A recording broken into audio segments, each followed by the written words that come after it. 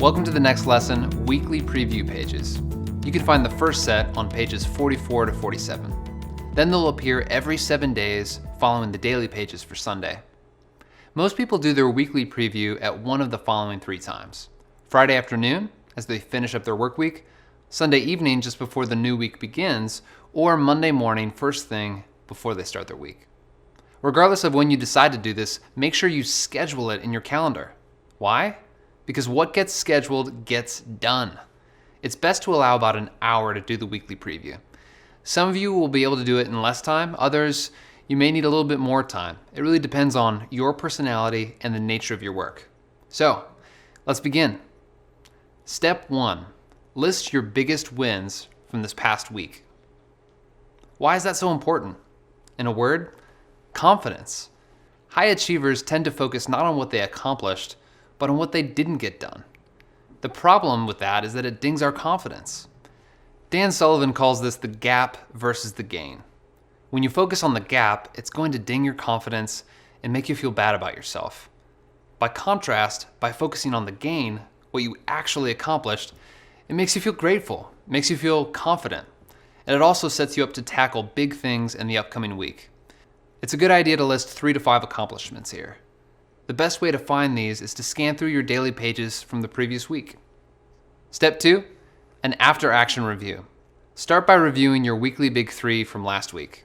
If this is your first time to do a weekly preview, or if it's your first time to use the planner, you can skip this step and go straight to step 3. You won't have a weekly big 3 from last week. If you're going to do step 2, then first of all, determine how far you've got. Write down your weekly big 3 here, and on the right-hand side, write down how much you got done. Could be 75%, 50%, 100%. Yes, you can give yourself partial credit.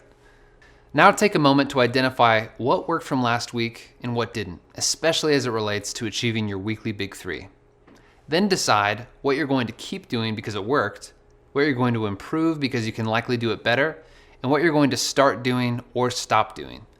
The goal is to incrementally get better at achieving your weekly big 3, because like anything else, goal achievement or execution is a learned skill. Step 3, do a list sweep. First, review your deferred tasks. These are the things you intended to do last week, but for whatever reason, you just didn't get to them. These will be in your daily task list, and they should have an arrow next to them. They might be the daily big 3 tasks or other tasks, but add them to your task manager. Maybe you're wondering, what's a task manager? Well, this is simply a place where you keep lists of tasks, often arranged by project. This could be a digital task manager, like Todoist or Asana or Things, or a paper solution, like using some of the notes pages at the end of the planner or a separate full focus notebook. Then review your delegated tasks. These are the tasks you delegated to others. Again, these tasks are going to be on your daily pages, but they could be in either your other tasks or in your notes. This gives you an opportunity to follow up with those with whom you delegated the task. If they were completed, great. Just check it off wherever you find it. Then review your daily notes. This is an opportunity for you to scan the notes you took over the course of this past week. There are going to be some important items you wanted to remind yourself of, and those will have an asterisk next to them, or questions you wanted to track down, or any to-dos that need to be put in a project list or one of your task lists for this next week. Step 4, list your major events, deadlines, and important tasks. We've actually broken this down in the new edition of the planner into personal and professional sections. So start by reviewing your upcoming calendar. Look over all of your appointments for the upcoming week. What will you need to do to perform at your best at each of the activities that are on your schedule? Is there any preparation you need to do? Any delegations you'd like to make? Any loose ends you need to confirm? Write those down here. Then review your goals. When you do your weekly preview, it may be useful to take a deeper dive than on the daily reviews. Pay attention to your motivations because you want to connect to each goal and also to think through the next steps to reaching the goal. In other words, are there some next steps you'd like to take this week that will help you move in the direction of achieving your goal?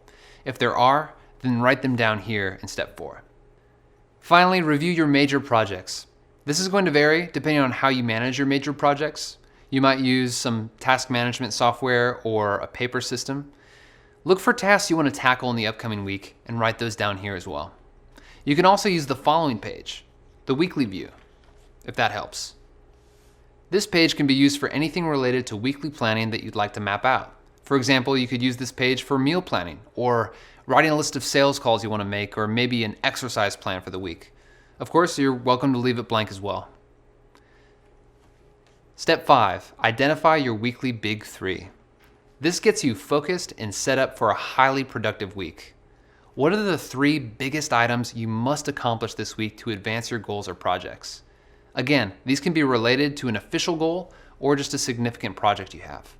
The only thing required is that each of your weekly big 3 must be important. Step 6, the self-care planner.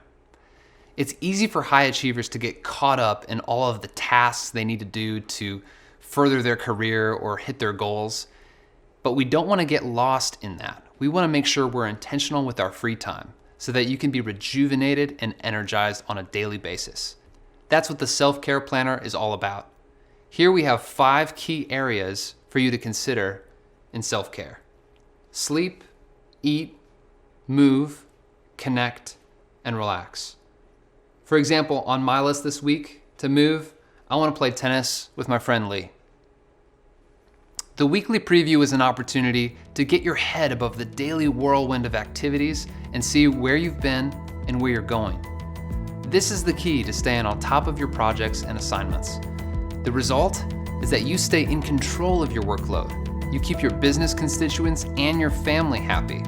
And more importantly, perhaps, you ensure that you will stay on track to hit your goals. So now it's time for the next lesson, the quarterly preview.